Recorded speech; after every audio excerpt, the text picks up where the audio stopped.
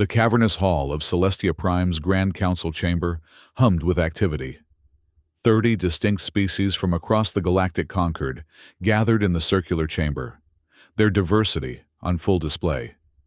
The environmental controls worked overtime, maintaining multiple biosphere bubbles simultaneously. Oxygen, nitrogen for most carbon-based life forms. High-Phi atmospheric conditions for the lunar-adapted delegates, and specialized containment fields for the Parox electronic entities. Ambassador Zorax of the Vraxian Confederacy stood near the central podium, his 6 insectoid legs shifting nervously on the polished floor. The 3 eyes centered on his forehead blinked in sequence as he observed the Earth delegation entering the chamber. As always, they were entirely civilian, diplomats, cultural attachés, and scientific advisors, all in formal blue suits. 52 years, Zorax muttered to himself, his coral purple exoskeleton catching the light. 52 years of the peace cycle, and 9 summit conferences, and still not a single Earth military officer among them. Pix, his assistant, adjusted the translator at Zorax's thoracic segment. Perhaps they believe military presence undermines peaceful intentions, she suggested, her own 4 eyes blinking rapidly. Nonsense, Zorax replied firmly. The Charter explicitly encourages military representation. Transparency builds trust. Every other civilization brings their generals and admirals. What are the humans hiding? The question had gnawed at him through 6 previous conferences. As chairman of the Galactic Concord's Verification Committee, it was his duty to ensure compliance with summit protocols. And while Earth's civilian-only delegation technically adhered to the letter of the Charter, it violated the spirit of military transparency that had maintained peace for half a century.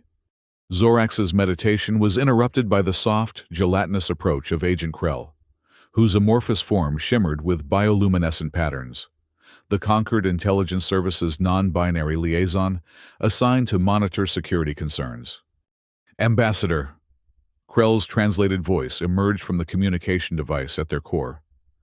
I've attempted to compile the intelligence profile you requested on Earth's military hierarchy. And, Zorax's middle eye focused intently, the data returns are peculiar. Krell's surface rippled with concern. Every query path leads to nothing. Not classified information. Absolute void. As if someone is actively erasing all traces immediately upon access. Zorax's exoskeleton stiffened. That's impossible. Our intelligence systems penetrate even Zetulian quantum vaults. Nevertheless, Krell continued, all 14 inquiry channels returned 0 data. Someone is watching our surveillance. Ambassador. And they're powerful enough to intercept queries within our own secure networks.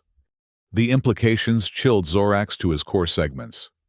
If Earth possessed technology advanced enough to monitor and negate conquered intelligence operations, what other capabilities might they be concealing? This must be addressed, Zorax decided. Prepare a formal inquiry for tomorrow's opening ceremony. I'll confront Ambassador Jackson directly.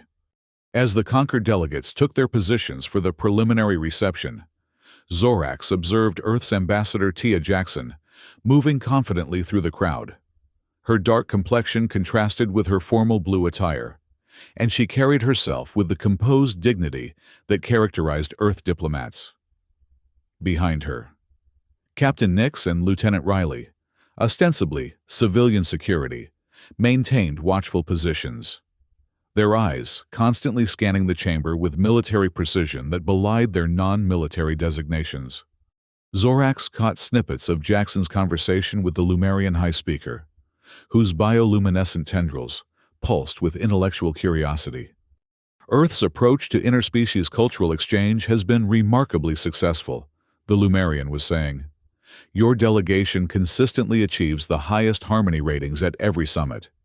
We prefer understanding to intimidation, Jackson replied with a smile that didn't quite reach her eyes. Earth believes true security comes from relationship building, not force projection. Zorax's mandibles clicked in irritation. Pretty words, he thought. But what are they hiding behind this facade of peace? The next morning, as the Ninth Galactic Peace Summit officially opened, Zorax positioned himself strategically near the speaking queue. When the floor opened for preliminary statements, he moved forward immediately. "Distinguished delegates," his translated voice resonated through the chamber. "As we embark on our ninth gathering to strengthen the bonds of peace, I must raise a matter of protocol that has long been overlooked." His three eyes focused directly on the Earth delegation. For 6 consecutive summits, Earth has sent no military representatives whatsoever. While technically permissible under the Charter's flexibility provisions, this pattern raises concerns about transparency and mutual trust, the very foundations of our peace cycle. The chamber fell silent. Many delegates shifted uncomfortably, exchanging glances. The Zetulian ambassador's cranial ridges darkened, a sign of agreement with Zorax's concerns. "I formally request that Earth explain this consistent deviation from standard practice," Zorax continued, "and consider including appropriate military representation in future summits." Ambassador Jackson rose smoothly, her expression unruffled as she approached the central podium. Captain Nix, her security chief, maintained position but subtly shifted to a heightened alertness stance that Zorax recognized from military training manuals. "Esteemed Ambassador Zorax, honored delegates," Jackson began, her voice calm and measured. "Earth appreciates the concern for protocol and transparency. However, I must respectfully remind this assembly that Section 7, Article 3 of our Charter clearly states that member civilizations maintain sovereignty over delegation composition based on their governmental structures." She smiled, gesturing inclusively to the assembled delegates. "Earth's governmental structure places civilian oversight at the core of our military policy. Our delegation composition reflects this fundamental principle. Our diplomats are fully empowered to represent all aspects of Earth's commitments to peace." Jackson paused, her gaze sweeping the chamber before returning to Zorax. "I might also inquire why, after 6 previous summits without military representation from Earth, this suddenly becomes a matter of urgent concern. Has Earth ever failed to uphold its treaty obligations?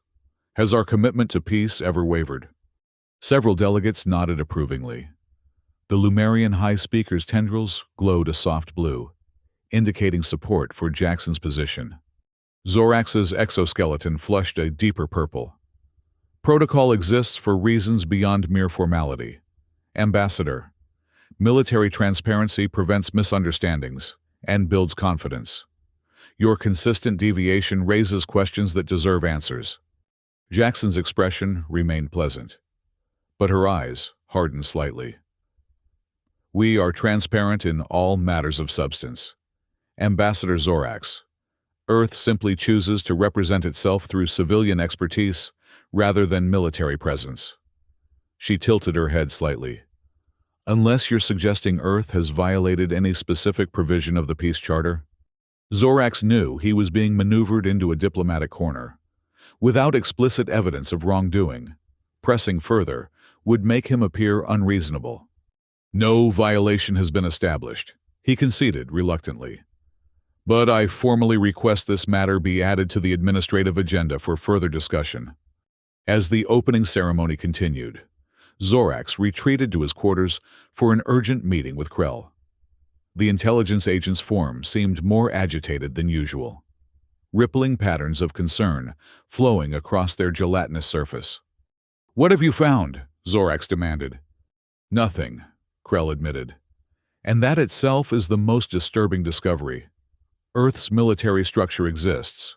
We can verify the broad organizational framework, but all specifics about capabilities, leadership, deployments, everything vanishes from our intelligence networks the moment it's accessed." "That's impossible," Zorax insisted. "No civilization has technology that's sophisticated." "There's more," Krell continued. "After our initial queries were blocked, I attempted deeper surveillance through 14 different channels. Each investigation was terminated within minutes. Someone is not just blocking us. They're watching us watch them. Zorax paced the room, his 6 legs clicking rhythmically on the floor. If they have technology advanced enough to penetrate our intelligence networks, what else might they be concealing? Weapon systems beyond our comprehension? Strategic capabilities that could threaten the conquered? Krell's form shimmered with caution. Ambassador, I recommend extreme discretion. Whoever is monitoring our intelligence activities clearly has capabilities far beyond standard conquered security protocols. Further investigation may draw unwanted attention. Are you suggesting we simply ignore this potential threat? Zorax's mandibles clicked sharply. I'm suggesting, Krell replied carefully, that confronting Earth publicly, without concrete evidence, may be counterproductive, and pursuing further intelligence gathering through conventional channels appears inadvisable. Zorax considered the implications. If Earth possessed technology capable of monitoring and neutralizing Concord intelligence operations, direct confrontation might indeed be unwise. But abandoning the investigation was equally unacceptable. Prepare a formal administrative filing, he decided. We'll approach this through official channels. Invoke Section 12, Paragraph 4 of the Charter. Mandatory military representation for treaty verification purposes. Later that day, during the administrative session, Zorax submitted his formal request. Ambassador Jackson received the document with a polite nod. But Zorax noticed Captain Nyx immediately activate her handheld analysis device, scanning the petition with practiced efficiency. That evening, as delegates gathered for the cultural exchange reception, Zorax observed the Earth contingent more carefully. Unlike other delegations, which segregated by rank and function, Earth's representatives mingled freely. Scientists chatted with diplomats. Cultural attachés engaged with economic advisors, all with a fluid ease that suggested extensive cross-training. And always, at the periphery, Captain Nyx and Lieutenant Riley maintained their vigilant watch, civilian security personnel who moved with unmistakable military precision. As Zorax approached the Earth delegation's table, he noticed how conversation subtly shifted. The easy flow of discussion transformed into careful diplomatic pleasantries. Captain Nyx's gaze tracked him with predatory focus that belied her civilian status. Ambassador Zorax, Jackson greeted him warmly. I hope you're enjoying the cultural exhibits. Earth's display of Renaissance art has drawn quite favorable attention. Indeed, Zorax replied, his 3 eyes scanning the Earth contingent. Your cultural contributions are always intriguing, though I confess greater interest in aspects of Earth society not represented here. Jackson maintained her diplomatic smile.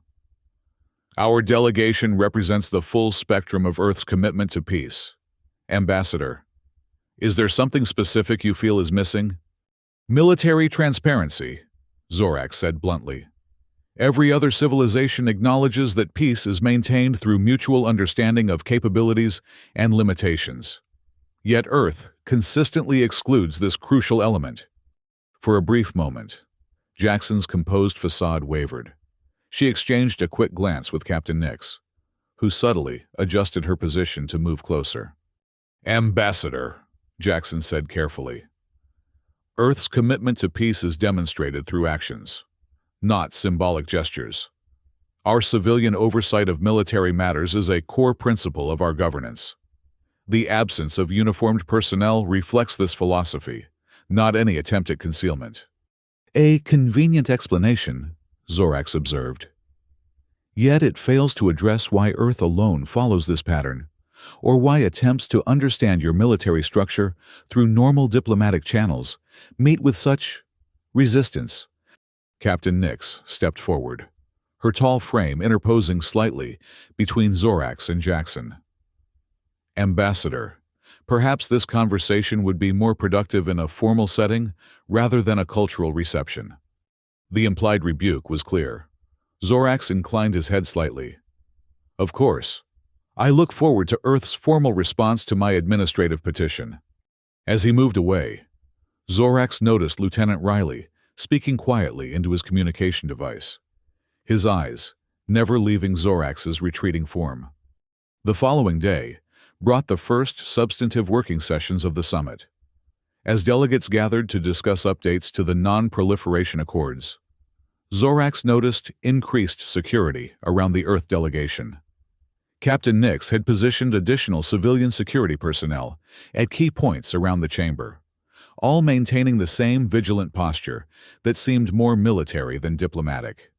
During the session break, Zorax was approached by Krell, whose form undulated with obvious distress. "Ambassador," the intelligence agent whispered, "all my access has been revoked. Every intelligence channel, every surveillance network completely locked out. Someone has traced our inquiries back to source and implemented countermeasures." Zorax's exoskeleton stiffened in alarm. "That's unprecedented. Even the Verification Committee has guaranteed intelligence access under charter provisions." "This goes beyond normal security protocols," Krell insisted. "My entire operational network has been compromised. Whatever Earth is hiding, they're willing to violate conquered intelligence sovereignty to protect it." The implications were disturbing. If Earth possessed technology capable of not only detecting conquered intelligence operations, but actively countering them, what other advanced capabilities might they be concealing? During the afternoon session on treaty verification mechanisms, Zorax found himself increasingly distracted. The pattern was clear. Earth maintained civilian-only representation, actively blocked intelligence gathering on their military capabilities, and responded to questions with diplomatic deflection rather than substantive answers. What weapon system or strategic advantage could be so significant that they would go to such lengths to conceal it? That evening, as Zorax was reviewing documents in his quarters, a soft chime announced a visitor. When the door opened, he was surprised to find Lieutenant Riley standing there, his expression carefully neutral. "Ambassador Zorax," Riley said formally. "Ambassador Jackson requests a private meeting to discuss your concerns regarding Earth's delegation composition. If you're available, she is prepared to meet now in Conference Room 7B. Zorax hesitated, suspicion warring with curiosity. A rather unusual hour for diplomatic discussions. "Some conversations are best held away from the summit's formal schedule," Riley replied evenly. "The room has been secured with privacy fields. No recordings will be possible." The implication was clear. Whatever Jackson intended to discuss, she wanted no official record. Zorax's curiosity overcame his caution. "Very well," he agreed. "Lead the way, Lieutenant." Conference Room 7B was located in a quiet section of the summit complex. When they arrived, Zorax found not only Ambassador Jackson waiting, but also Captain Nix, who stood beside a holographic projector with her analysis device ready. "Ambassador Zorax," Jackson greeted him, gesturing to a seat adapted for Vraxian physiology. "Thank you for coming. I believe it's time we addressed your concerns directly, away from the political theater of the summit sessions." Zorax settled his 6 legs carefully as he took the offered seat. "I appreciate your willingness to discuss this matter, Ambassador, though I must admit, the secrecy surrounding this meeting only reinforces my concerns." Jackson nodded to Captain Nix, who activated the holographic projector. "What I'm about to share with you is not classified in the traditional sense, but it is sensitive, not because it reveals any weapon or strategic advantage, but because its implications could be easily misunderstood." The hologram displayed comparative neural scans, side-by-side images of brain activity patterns from different species: Vraxian, Zetulian, Goral, and human. "What you're seeing," Captain Nix explained, "are comparative neural activation patterns in response to perceived potential threats. The colored areas indicate regions responsible for threat assessment and tactical analysis." Zorax studied the images, his 3 eyes focusing on the striking similarities between the human pattern and those of the galaxy's most formidable apex predator species. "When exposed to potential threat scenarios, Nix continued. Human military personnel exhibit neural activation patterns virtually identical to those seen in Goral war planners and Zetulian tactical commanders. Our baseline threat assessment and strategic analysis capabilities operate at levels comparable to species evolved specifically for predation and warfare. Jackson leaned forward. Ambassador, Earth doesn't bring military personnel to peace summits because their mere presence creates unconscious threat responses in other species. Their training and neural programming for threat assessment and tactical analysis is so deeply ingrained that it manifests even in casual observation. I don't understand, Zorax said, though a creeping suspicion was forming. 6 summits ago, Jackson explained. Earth included a rear admiral in our delegation.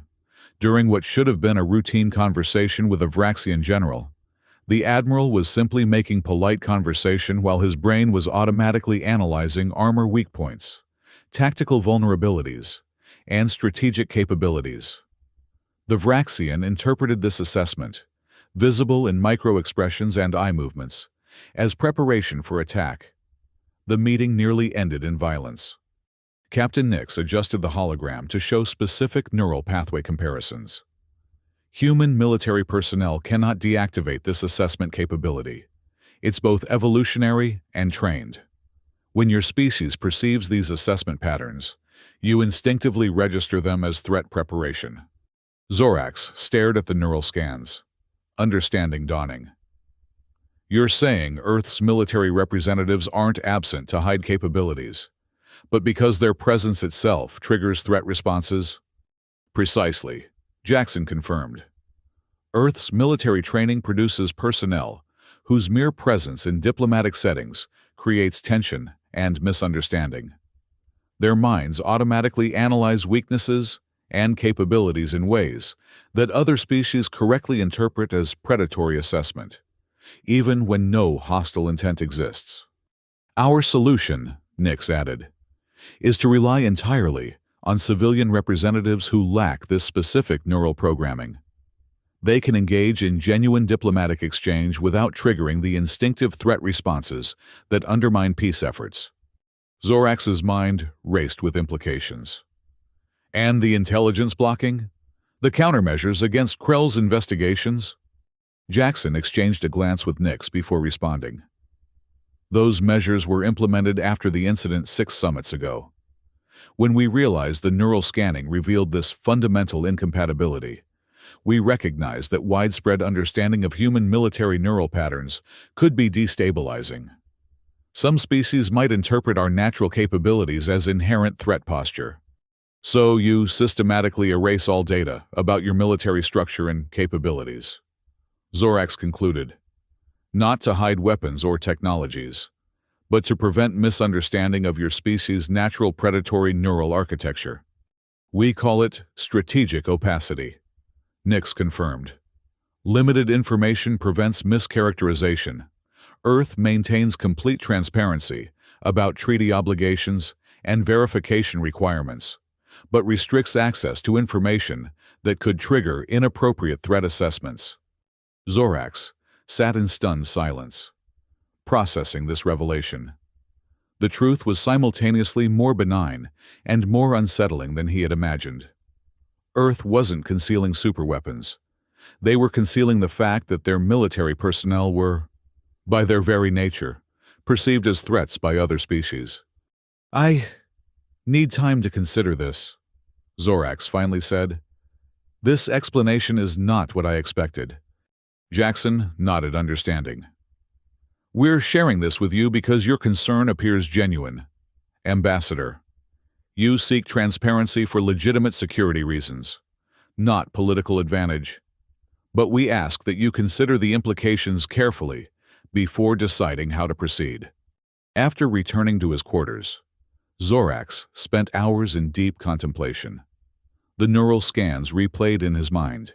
Human military personnel with threat assessment capabilities comparable to the galaxy's most formidable predator species, unable to deactivate these capabilities even in diplomatic settings.